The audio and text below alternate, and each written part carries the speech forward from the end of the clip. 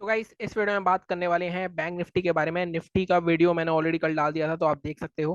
Bank Nifty में HDFC की जो न्यूज़ थी, अगर आपने देखा हो, फ्राइडे को एचडीएफसी बहुत बड़ा गैप डाउन ओपन हुआ, उसके बाद नीचे ही गया है, मतलब इतना रिकवरी भी नहीं करी उसने। और बैंक निफ्टी का बहुत ही मेजर कंपोनेंट है एचडीएफसी बैंक, तो उसमें हमें बैंक निफ्टी के चार्ट में भी एक रिफ्लेक्शन दिख रहा है। तो क्या बैंक निफ्टी में एक सेलिंग आएगी? क्योंकि कहीं ना कहीं देखो, अगर आप ये सोच रहे हो अब मार्केट वैसी ही है कि निफ्टी बैंक निफ्टी साथ चलते हैं और ये सब होगा वो होगा, तो आप बिल्कुल गलत सोच रहे हो, क्योंकि मार्केट के डायमेंशंस और डायनेमिक्स बहुत ज्यादा चेंज हो चुके हैं। अब निफ्टी बैंक निफ्टी भी अलग चल सकते हैं। बैंक निफ्टी के अगर चार स्टॉक गिरेंगे तो बैंक निफ्टी ऑब्वियसली गिरेगा। और पहले ऐसा होता था, क्योंकि एचडीएफसी बैंक जो हमारा है, निफ्टी में भी है, बैंक निफ्टी में भी है, ऐसे ही दो तीन स्टॉक्स और हैं जो दोनों इंडेक्सेस में है। लेकिन काफी टाइम से आप नोटिस कर रहे होगे कि दोनों अलग चल रहे हैं। अगर आप यहाँ पे क्लोजिंग भी देखोगे तो निफ्टी की क्लोजिंग ऑलमोस्ट फ्लैट के आसपास है, लेकिन बैंक निफ्टी 450 पॉइंट गिरा है, क्योंकि एचडीएफसी बैंक हमारा, अगर आप यहाँ देखोगे, 80 रुपए के पीछे डाउन है। इसके अलावा और बाकी बैंक देखोगे आप, चाहे नीचे देखो, आप इंडसइंड बैंक देख लो, कोटक महिंद्रा बैंक देख लो, तो बैंक के जो भी कंपोनेंट्स होंगे वो थोड़ा अलग बिहेव कर रहे हैं मेजर ओवरऑल मार्केट से। और मिड कैप निफ्टी और भी अलग बिहेव कर रहा है। मिड कैप निफ्टी की एक्सपायरी भी है कल। कल भी मैं आपको इसका व्यू देना भूल गया, तो आज मिड कैप निफ्टी का भी व्यू दूंगा मैं आपको। मिड कैप निफ्टी का अगर आप देखोगे तो लगातार 4 हफ्ते से ये भी रैली करता जा रहा है। और अगर आप इसका डेली चार्ट भी देखोगे तो कहीं ना कहीं मिड कैप निफ्टी ब्रेकआउट देके ऊपर ही जा रहा है। तो ये सब कंपोनेंट्स जो हैं अलग अलग मूव कर रहे हैं। मिड कैप इंडेक्स अलग मूव कर रहा है, निफ्टी अलग मूव कर रहा है, बैंक निफ्टी अलग मूव कर रहा है। तो आपको उसी हिसाब से अपने ट्रेड्स के हिसाब से एनालिसिस करनी होगी। ठीक है, तो पहले हम बैंक निफ्टी की बात कर लेते हैं थोड़ा जल्दी से, उसके बाद हम मिड कैप निफ्टी का भी लास्ट में इस बार आज के वीडियो में बात करूंगा कि कहाँ पे आप बाय सेल कर सकते हो। कल एक्सपायरी होती है इसकी। और सबसे पहले बैंक निफ्टी का, जैसा हम हमेशा करते हैं, सबसे पहले हम लगाएंगे वीकली चार्ट इसमें। अगर आप वीकली चार्ट देखोगे तो वीकली चार्ट में सीधी सीधी एक बात है। कल अब मैंने निफ्टी का चार्ट देखा था, निफ्टी में क्या हो रहा था?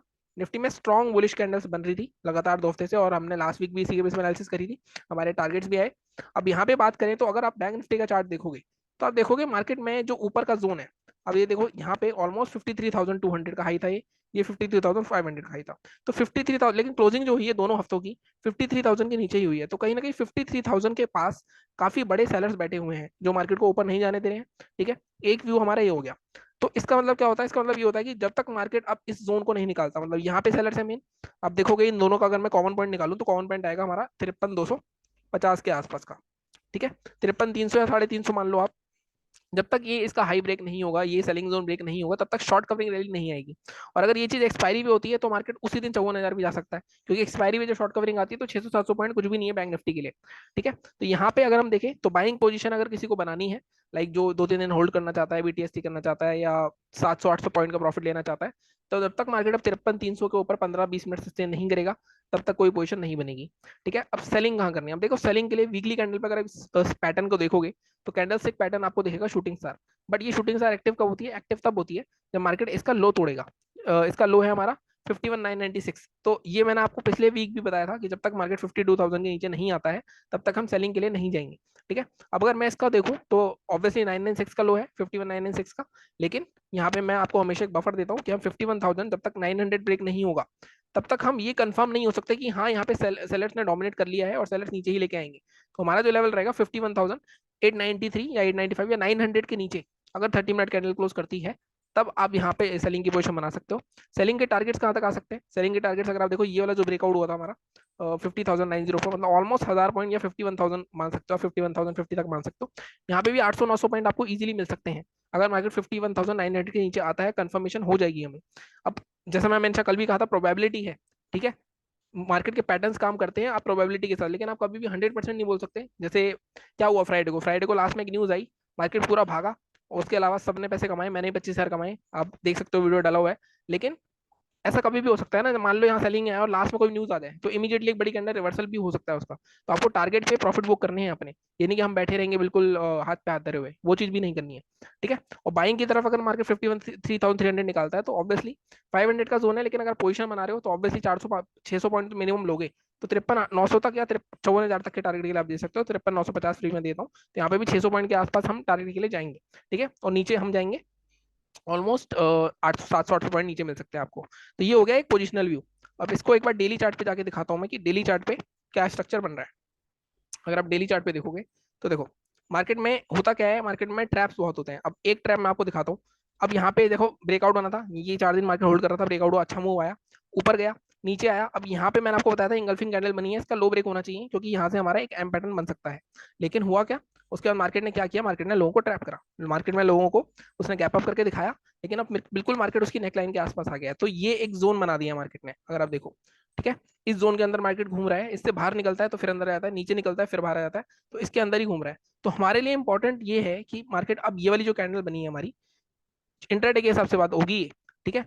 अगर इसका हाई लो ब्रेक होगा तब उस तरफ मूवमेंट आने की ज्यादा संभावना है। लेकिन जैसा मैंने कहा, हमारा जो ये 53,300 भी नहीं, मैं इसके हाई को ही लूंगा, इसको 53,350 ले लो आप, ठीक है। 53,350 या 70, ये जोन जब ब्रेक, जब तक ये नीचे के जोन ब्रेक नहीं होंगे पोजिशनल ट्रेड नहीं बनेगा, इंट्राडे का ट्रेड बन सकता है। अब इंट्राडे के लिए मैं एक बार ये डिलीट कर देता हूँ सब कुछ, एक मिनट। तो इंट्राडे के लिए अगर आप जाना है तो इसका लो हमारे लिए बहुत इंपॉर्टेंट है, ठीक है, और इसका हाई बहुत इंपॉर्टेंट है। अगर ये ऊपर जाएगा तो यहाँ पे गैप पड़ा हुआ है, यहाँ तक का आराम से गैप फिल हो सकता है 53,106 तक का। अगर नीचे जाएगा तो ये जो बॉटम है ये यहाँ तक आ सकता है, ठीक है। अब मैं 15 मिनट के चार्ट पे कन्वर्ट करता हूँ इसको, ताकि हम स्पेसिफिक लेवल एक बार देख सकें, कोई एडजस्टमेंट अगर हमें करनी होगी तो। अब बाइंग के लिए जैसे मैंने कहा 52,827 बिल्कुल ठीक है, इसको हम 52,850 लेके जाएंगे। कंफर्मेशन के साथ ही ट्रेड करना है हमें, इसलिए मैं हमेशा बफर देता हूँ, जैसे आपने देखा होगा। तो 52,862 का लेवल है। इसके बाद टारगेट हमारे 53,106 या 53,050, 53,050 रखता हूँ मैं। ऑलमोस्ट यहाँ पे 200 पॉइंट आपको मिल सकते हैं। अगर ये भी ब्रेक होता है तो यहाँ तक के भी टारगेट आ सकते हैं 53,200 तक के। बट अगर 53,862 निकलता है तो मैं इतने टारगेट के लिए जाऊंगा ही जाऊंगा, ठीक है। ऑलमोस्ट आप देखो 200 पॉइंट के आसपास का टारगेट है, इजीली मिल सकता है। मैं हमेशा बोलता हूँ बैंक निफ्टी में 200 पॉइंट इंट्राडे में मोर देन इनफ है। हालांकि काफी लोग 600 पॉइंट 700 पॉइंट भी पकड़ते हैं, बट आधे से ज्यादा फेक होते हैं उसमें। मैं काफी लोगों की लाइव ट्रेडिंग वीडियो देखता हूँ, वो दिखाते हैं कि हमने 5400 क्वांटिटी ली, और डेली वो दिखा रहा है एक बंदा कि मैं 20 लाख का प्रॉफिट है, 30 लाख का प्रॉफिट है, और फिर वो कोर्स भी बेच रहा है। वो मतलब समझ आ जाता है कि कौन रियल है कौन फेक है, ठीक है। जो रियल होगा वो आपको डेली का अपनी पोजीशन दिखाएगा और बीच में स्किप भी नहीं करेगा। कुछ लोग होते हैं एक दो दिन दिखाएंगे फिर बंद कर देंगे, फिर नहीं दिखाएंगे 2 दिन, फिर 2 दिन दिखाएंगे, फिर 2 दिन नहीं बंद दिखाएंगे। जो बंदा जब तक डेली प्रॉफिट नहीं दिखा रहा आपको, तब तक आप उस पर विश्वास नहीं कर सकते, ठीक है। सेलिंग की बात करें अगर, सेलिंग के लिए एक मिनट, जैसे मैंने कहा, अब यहाँ पे एक जोन तो ये आ ही रहा है हमारे पास, लेकिन इस 312 नीचे भी गैप पड़ा हुआ है, अगर आप देखो थोड़ा सा ऊपर भी गैप पड़ा हुआ है। अब यहाँ पे हम सेलिंग का जोन इस जोन के आसपास ले सकते हैं, इस जोन के आसपास 52,421, इसके नीचे आप शॉर्ट करोगे, टारगेट आपके रहेंगे 52,300 रखेंगे पहले हम, 312। इसके भी नीचे निकलता है तो ये जो गैप फिलिंग है, अगर यहाँ देखो यहाँ तक गैप पड़ा हुआ है हल्का सा, नीचे देखोगे 52,200 तक, तो यहाँ पे ऑलमोस्ट 200-250 पॉइंट इजीली मिल सकते हैं आपको, और ऊपर की साइड भी आपको ऑलमोस्ट 200 पॉइंट मिल सकते हैं। तो ये हो गई हमारी एनालिसिस बैंक निफ्टी की। इस तरह से एनालिसिस करनी है, अब इसको फॉलो भी करना है। अब बैंक निफ्टी में ऊपर की साइड भी 200 पॉइंट ब्लॉक बना लेना। मैं हमेशा बोलता हूँ 100 पॉइंट पे आधा प्रॉफिट बुक करना होता है। यहाँ पे टारगेट आपका पहला हो जाएगा 52,980 के आसपास का, 53,062 ये टारगेट रहेंगे आपके, और नीचे की साइड आपके ये टारगेट रहेंगे, ठीक है। अब मैं बात कर लेता हूँ जल्दी से,